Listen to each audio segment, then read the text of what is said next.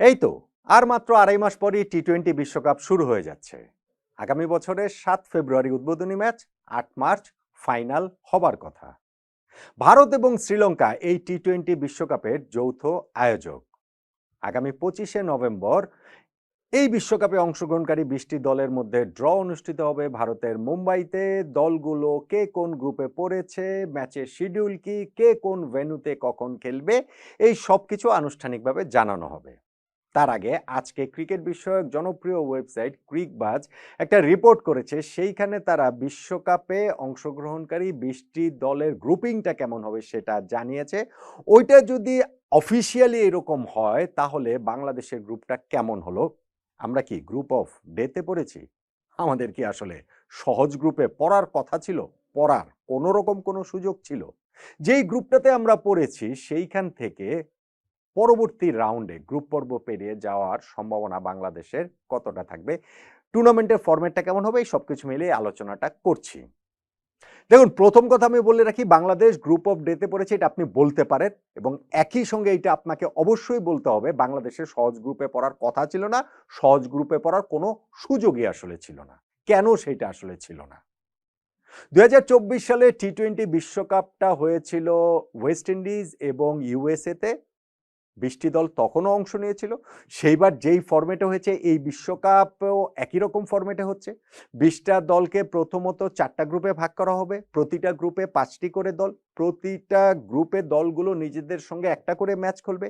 শীর্ষ 2টো করে দল পরের রাউন্ডে উঠবে। সুপার 8 যেটার নাম, সুপার 8-এ ওই 8টি দলকে আবার 2 গ্রুপে ভাগ করা হবে।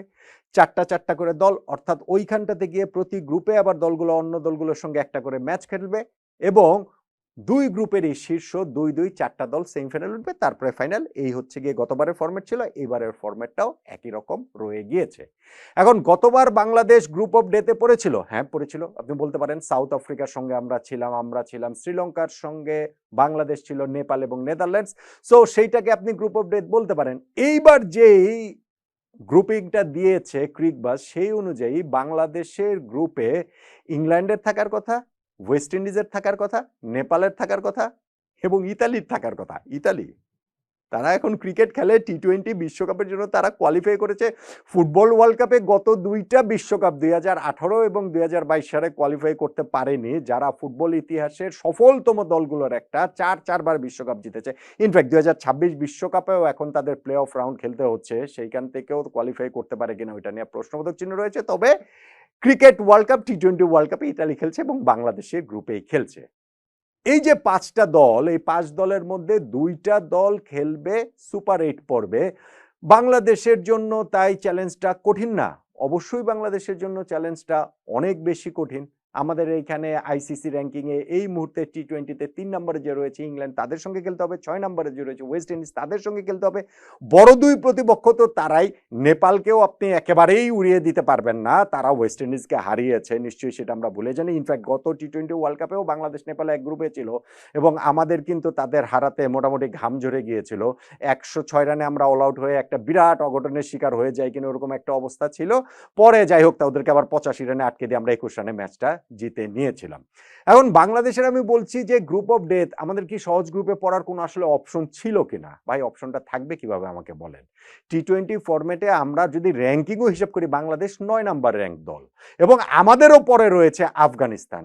ফলে 4টা গ্রুপ যে হবে, সেই 4টা গ্রুপে বাংলাদেশের সঙ্গী হিসাবে যে কোনো 2টা বড় দল তো থাকবেই সবসময়। সো বাংলাদেশ যেই গ্রুপেই পড়ুক না কেন, সেইটাই গ্রুপ অফ ডেথ, সেইটাই বাংলাদেশের জন্য টপকে যাওয়াটা চ্যালেঞ্জিং। এইটাকে নিয়ে আলাদা শোরগোলের তাই কোনো জায়গা আছে বলে আমার কাছে অন্তত পক্ষে মনে হয় না। বরং আমার কাছে মনে হয় এই যে বাংলাদেশ যে গ্রুপটাতে পড়েছে, অবভিয়াসলি আমরা তো এক্সপেক্ট করবই ইতালি তো হারাবই, ওইটা কোনো ইস্যু না। ধরেন নেপাল ওয়েস্ট ইন্ডিজকে হারিয়ে দিয়েছিল, গত টি-20 ওয়ার্ল্ড কাপে আমাদেরকে ভয় ধরিয়ে দিয়েছিল, এবং তারা মাঝে মাঝেই চমকে দেয়, তাদের ওই উন্মাতাল ক্রিকেট দর্শক রয়েছে। তারপর নেপালের বিপক্ষে বাংলাদেশ জয় তো প্রত্যাশিত। ইংল্যান্ড র্যাঙ্কিংয়ে 3 নম্বরে রয়েছে টি-20-তে, কিন্তু লাস্ট যে সিরিজটা আমরা খেলেছি, মানে আমি যদি পজিটিভ দেখতে চাই, ঘরের মাটিতে আমরা ইংল্যান্ডের বিপক্ষে সিরিজ জিতেছিলাম।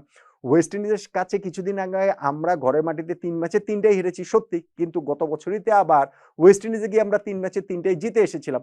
ফলে বাংলাদেশের জন্য গতবার আমরা সাউথ আফ্রিকা, শ্রীলঙ্কার গ্রুপ থেকে সুপার 8-এ উঠেছি, এইবার এই ইংল্যান্ড ওয়েস্ট ইন্ডিজের গ্রুপ থেকে আমরা সুপার এইটসে উঠতে পারবো না গ্রুপ পর্ব পেরিয়ে, আমার কাছে সেইটা মনে হয় না। এবং গ্রুপটা যে ভয়ঙ্কর রকমের কঠিন বাংলাদেশের হয়েছে, আমার কাছে সেইটাও মনে হয় না। যেমন হওয়ার কথা ছিল তেমনই হয়েছে।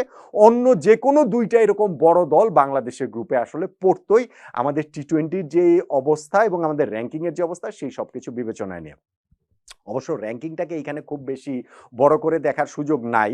কেননা ফুটবলে যে ড্র অনুষ্ঠিত হয় বিভিন্ন টুর্নামেন্টে, স্পেশালি ফুটবলের ক্ষেত্রে আমি বলতে পারি, অন্যান্য সব খেলার ক্ষেত্রে এটা প্রযোজ্য। সেইটা হয় একটা ফেয়ার জায়গা থেকে। যে হয় র‍্যাঙ্কিং অথবা ধরেন দলগুলোর অবস্থা অনেক কিছু বিবেচনা করে। কিন্তু ক্রিকেটের ক্ষেত্রে সেইটা খুব একটা প্রযোজ্য না। কেননা ইন্ডিয়া